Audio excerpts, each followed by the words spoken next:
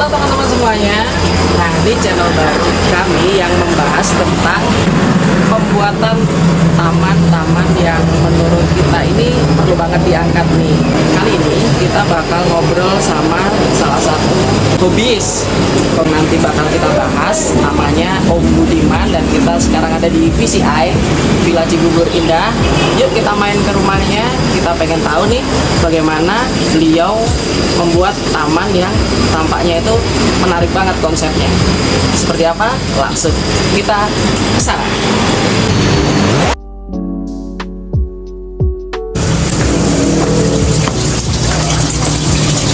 Halo, Assalamualaikum.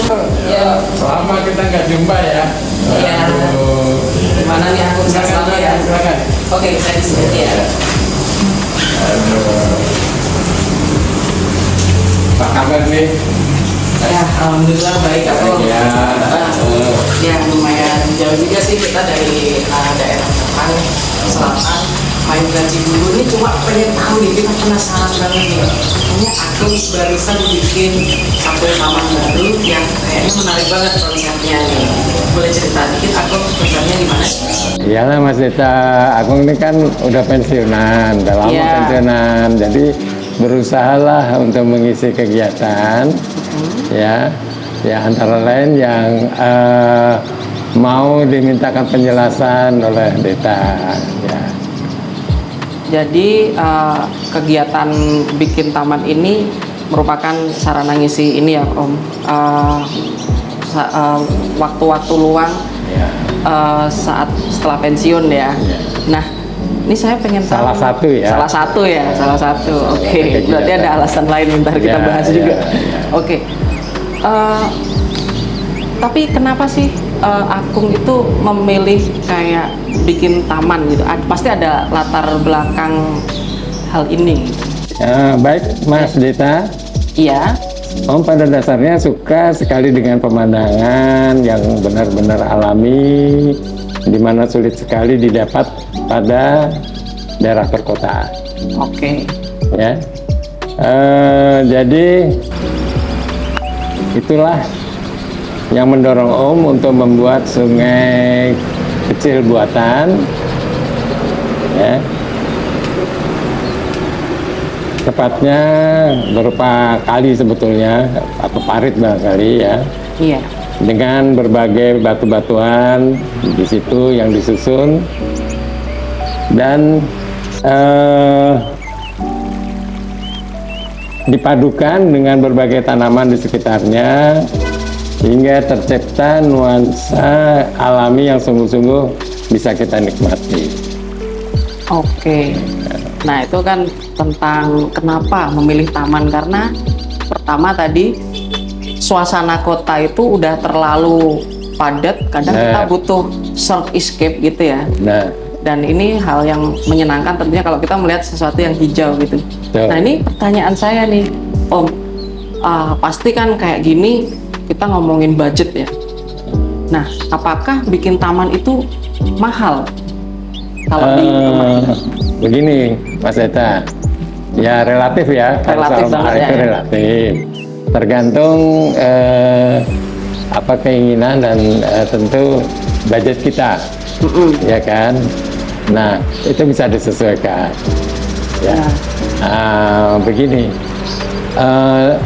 Agung sendiri untuk mencoba untuk ya mengurangi biaya, itu seperti tanaman-tanaman yang nanti akan digunakan atau ditanam di lokasi, itu ada yang Om ambil dari tanaman liar di sekitar di sekitar ini ya, lingkungan ya. jadi di sekitar rumah itu, maksudnya seperti di saluran air ya, itu kadang-kadang tumbuh tanaman liar yang biasa juga tumbuh di hutan. Oh. Jadi itu seperti pakis, Yes. kadang-kadang lumut ya. Lumut, pasti kita sering gunakan lumut juga supaya apa ya, bisa menimbulkan betul-betul suasana di hutan gitu. Oke. Jadi ini bisa jadi keuntungan banget ya. Ternyata membuat taman itu nggak melulu kita itu harus beli tanaman yang dari mana-mana gitu ya, maksudnya beli mahal. Karena memang gitu ya, kecuali, ada konsep ya, seperti itu. kecuali ada satu pakis monyet ya. Oh, Ini yang namanya pakis monyet. iya. Itu Akung apa ya adakan di sini, di situ. Itu maksudnya supaya membuat apa ya suasana pegunungan itu terasa, karena pakis ini tumbuhnya memang di dataran tinggi. Di dataran tinggi ya. Dataran tinggi ya. Jadi Harusnya di sini nggak ya di bisa Jakarta, tumbuh dong. di Bener Jakarta ya? bisa tumbuh tapi Bisa tumbuh. sulit. Bisa tumbuh jadi Tapi sulit, sulit. ya, sulit ya. Itu memang butuh kesabaran dan barangkali juga treatment yang benar gitu. Oke. Ya. So gimana teman-teman? Gimana kalau kita lihat sambil jalan-jalan ke situ sekarang? Kita lihat-lihat aja yuk. Silakan. Ya, lewat sini aja. Ayo Mas Dita.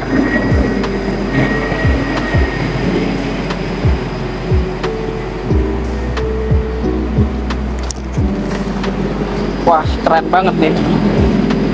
Wow.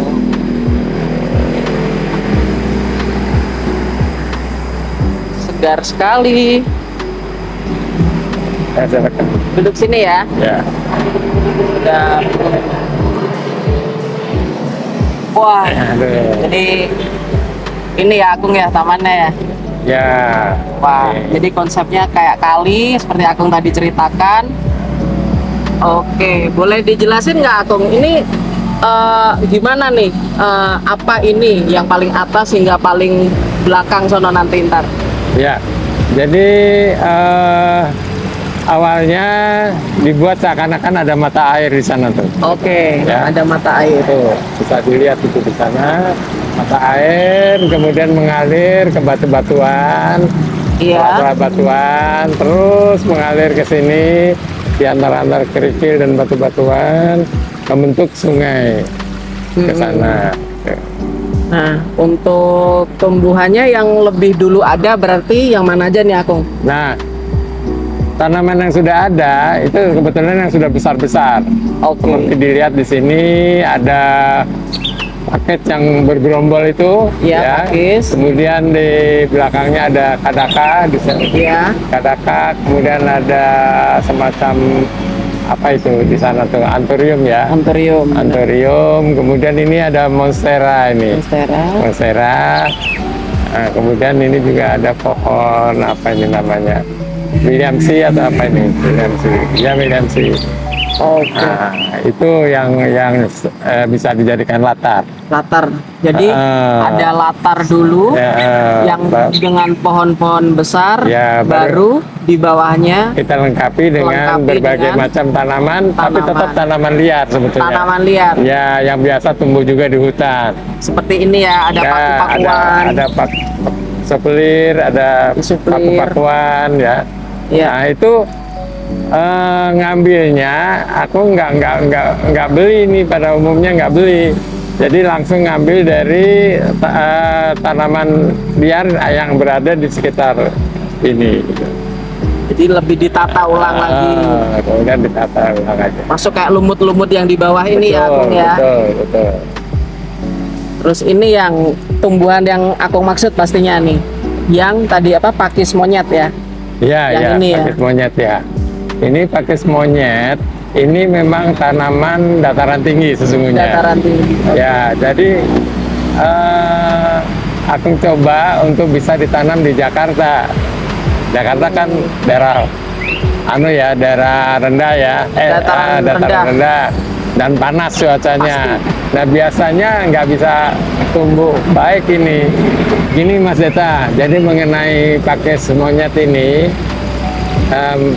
ya kenyataannya memang sulit untuk tumbuh di dataran rendah seperti di Jakarta.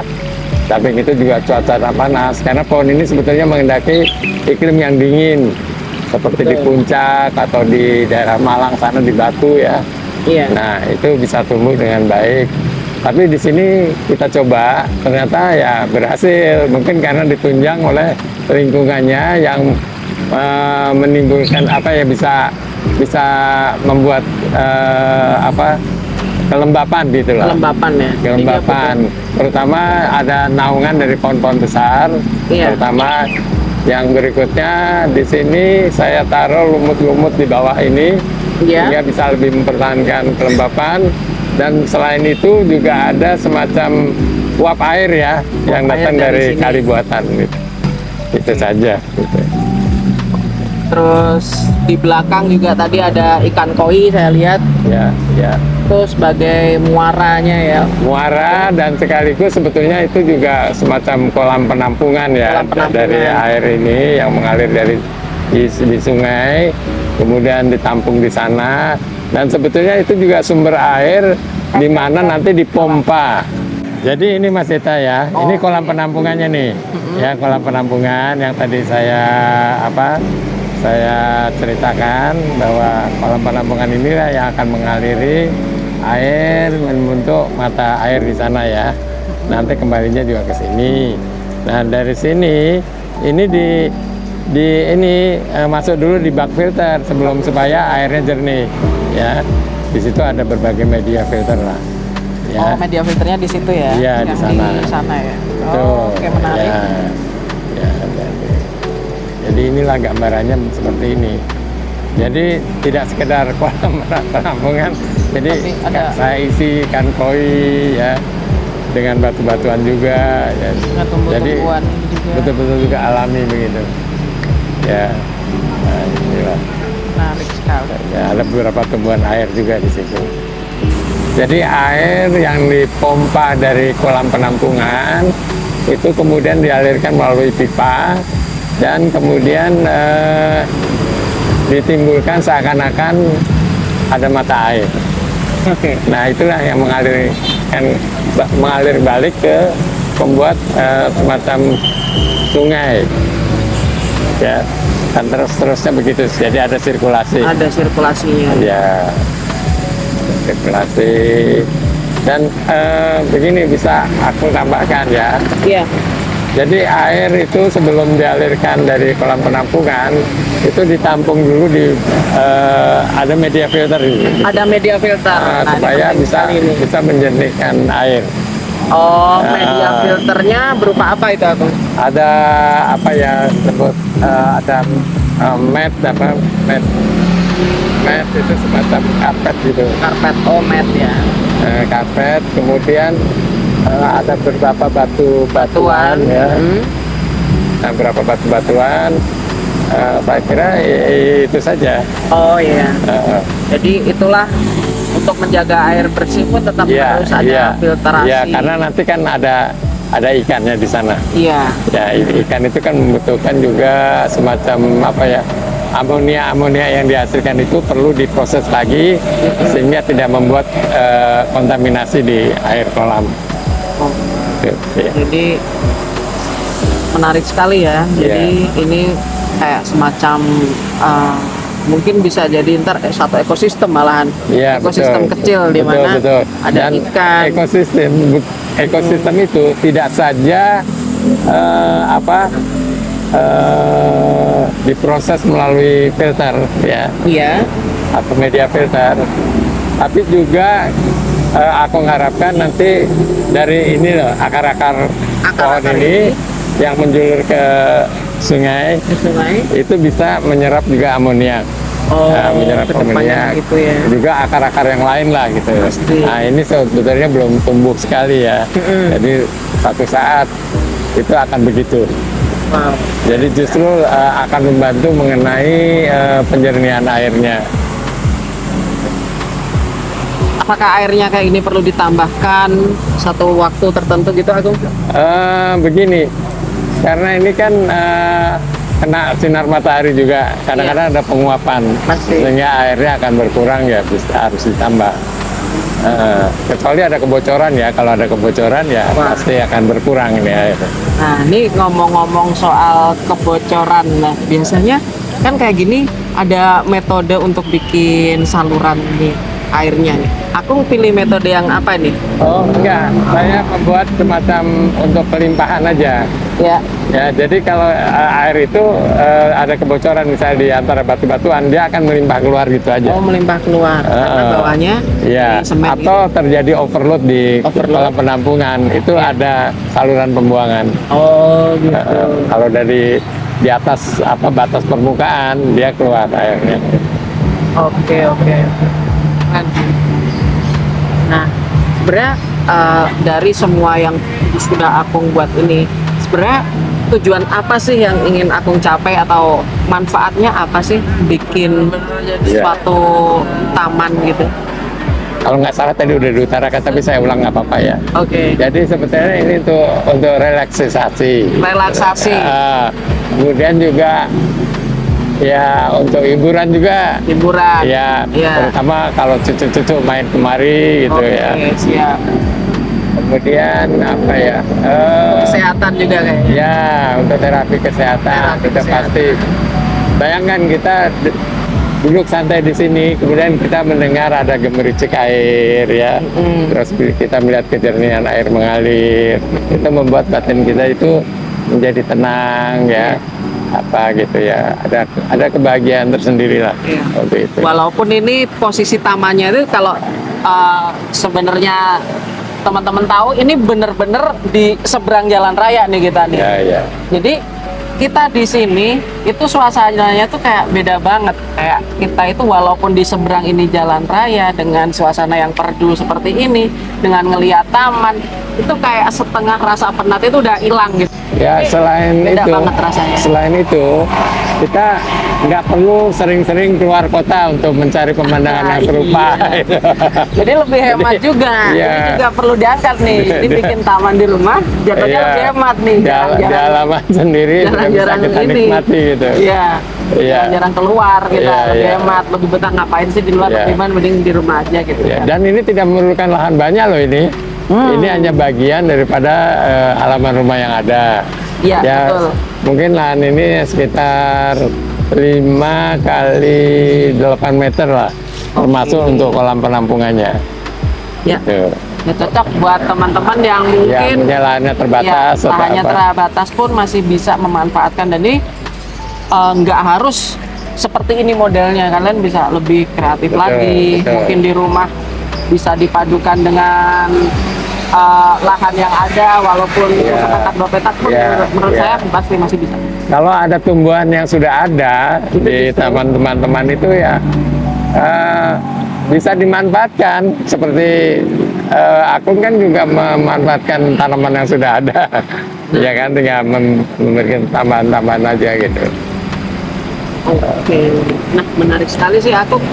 Nah, ini sambil saya bersantai, ya kayaknya kita harus pamitan dulu nih sambil kita di sini sebenarnya lagi momen menunggu buka puasa sih. Ini udah kayaknya udah mulai sore ya, kita sambil mau nyiapin buka juga. Thank you banget nih teman-teman buat kalian semua yang udah nonton video ini. Semoga ke depan kita juga sering bikin video-video menarik seperti ini ya. Kita mungkin nanti ngasih tips, trik mengenai kayak lebih pertamanan gitu ya. Gimana sih aku bilangnya? Nah, itu mungkin ke depan kita bikin channel ini konsepnya seperti itu. Jadi thank you banget teman-teman. See you next time. Thank you banget aku. Baik, terima kasih Mas Eta ya, jangan bosan.